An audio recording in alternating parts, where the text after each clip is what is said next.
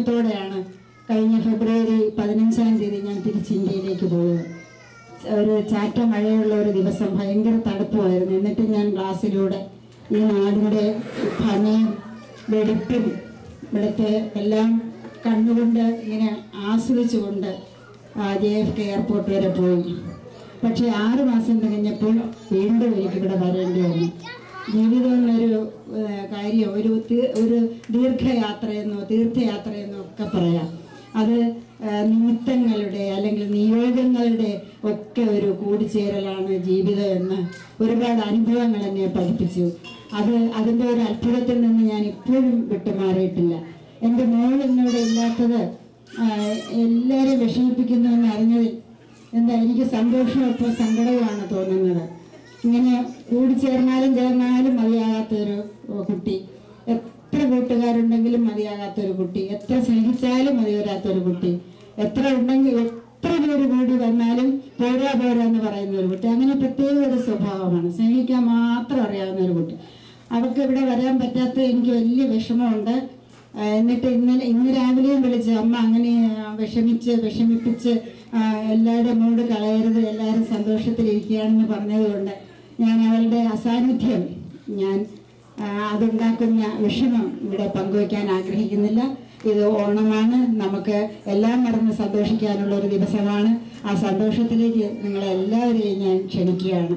തികച്ചും അത്ഭുതകരമാണ് ഇവിടുത്തെ ഈ കൂട്ടായ്മ. എനിക്ക് പറയാതിരിക്കാൻ വയ്യ. കഴിഞ്ഞവണയും ഞാൻ പറഞ്ഞതാണ്, കേരളത്തിൽ പല നാടുകളിൽ നിന്ന് പലപ്പോഴായിട്ട് ഇവിടെ വന്ന് ഒരു പക്ഷിക്കൂട്ടിൽ ചേക്കേറുന്നത് പോലെ ഒരു ഏക നീണ്ട ഒരു സങ്കല്പമുണ്ട്. അത് ഭാരതത്തിൽ രൂപപ്പെടുന്നതാണ്. ലോകം എന്ന് പറയുന്ന ഒരു കിളിക്കൂടാണ്. ആ കൂട്ടിൽ വന്നണയുന്ന കിളികളാണ് ഈ ലോകത്തുള്ള എല്ലാവരും എന്ന് ഉള്ള ഒരു സങ്കല്പം. അതുപോലെ ഒരു കൊച്ചു കിളിക്കൂട്ടിൽ നിങ്ങൾ ചേക്കേറുമ്പോൾ എനിക്കറിയാം, നിങ്ങൾ എന്നും തമ്മിൽ കാണാറില്ല, എന്നും തമ്മിൽ സംസാരിക്കാറില്ല, എന്നും നിങ്ങളുടെ സങ്കടങ്ങളോ സന്തോഷങ്ങളോ പങ്കുവയ്ക്കാറില്ല. അത്രയ്ക്ക് യാന്ത്രികമാണ് ഇവിടുത്തെ ജീവിതം എന്ന് എനിക്ക് തോന്നിയിട്ടുണ്ട്. സുരി വീട്ടിൽ വന്ന് മോൻ്റെ അടുത്ത് കളിക്കാനും അവൻ്റെ കൂടിരിക്കാനൊന്നും സമയം കിട്ടാത്തപ്പോൾ ഞാൻ പരാതി പറഞ്ഞിട്ടുണ്ട്. അവനുറങ്ങുമ്പോഴായിരിക്കും വരുന്നത്. ആ ഒരു യാന്ത്രികതയിൽ നിന്നും ഈ ഒരു കൂട്ടായ്മയിലേക്ക് വരുമ്പോൾ എല്ലാവരുടെ മനസ്സും വളരെ സന്തോഷം നിറഞ്ഞതാണ് എന്ന് ഞാൻ കരുതുന്നു.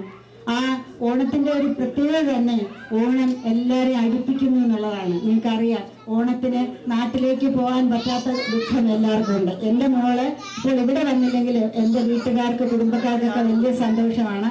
11 വർഷത്തിന് ശേഷം എൻ്റെ കുട്ടി അവളുടെ അച്ഛൻ്റെയും അവളുടെ ബന്ധുക്കളുടെ അനിയത്തിമാരുടെയും ഒക്കെ കൂടെ അവിടെ നന്നായിട്ട് ഓണം ആഘോഷിച്ചു. അതിനെനിക്ക് സന്തോഷമുണ്ട്.